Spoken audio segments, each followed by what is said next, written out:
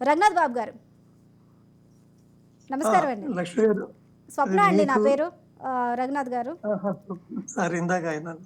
అప్పుడు గారు పర్లేదు, మీకు పర్లేదు, పర్లేదండి. కపూర్ గారు రఘునాథ్ గారు, మీకు టోటల్‌గా ముందు కపూర్ నుంచి గూడా, ముందు నుంచి గూడా ఈ కేసు నారా చంద్రబాబు నాయుడు మీద ఈ కేసు పెట్టినప్పటి దగ్గర నుంచి ఒక పక్క వైసీపీ ఎన్ని విమర్శలనైతే ఎదుర్కొంటుందో అదే విధంగా అదే స్థాయిలో బీజేపీ కూడా అదే విమర్శలను ఎదుర్కొంటుంది.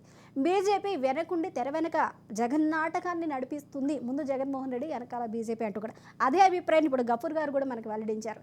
అయితే నారా చంద్రబాబు నాయుడిని కేసులో ఇరికించడానికి బీజేపీ ఎందుకు కష్టపడాల్సి వచ్చింది? నిజంగా ఆరోపిస్తున్నట్లు దీని వెనకాల, ఈ తీర్పు వెనకాల బీజేపీ కుట్ర ఉందంటారా?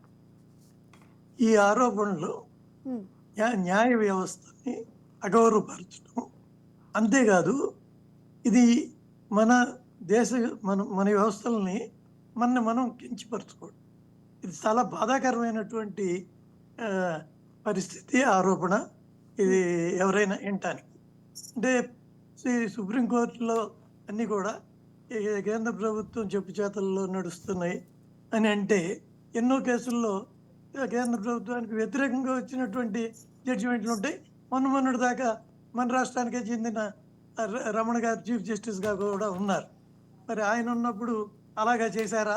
అటువంటి ఉదాహరణలు ఉన్నాయా?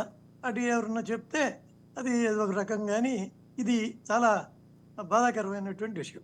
ఇకపోతే ఒక విషయంలో అందరూ ఒకే మాట చెప్తున్నారు, సంతోషం, వాస్తవం. అది ఏంటంటే, ఈ కేసు అసలు ఈ పిటిషన్ వేసిందే ఆ కేసు ఉందా లేదా, మెరిట్సా, వాటి మీద కాకుండా కేవలం టెక్నికల్ గ్రౌండ్ 17A అప్లికబుల్ అవునా కాదా, ఇది ఒక్కటే. ఈ కేసు, ఈ పిటిషన్ ఈ వేరియస్ కోర్టుల్లో కూడా జడ్జిలు అడిగారు, మీకు ఎందుకు ఈ ఈ ఈ క్వాష్ ఎందుకు, మీకు బెయిల్ కావాలంటే తీసేసుకోరాదా, బెయిల్ అప్లికేషన్ అని అంటే, చివరికి హెల్త్ గ్రౌండ్, ఇంకో గ్రౌండ్, చివరికి బెయిలే తీసుకోవడం జరిగింది.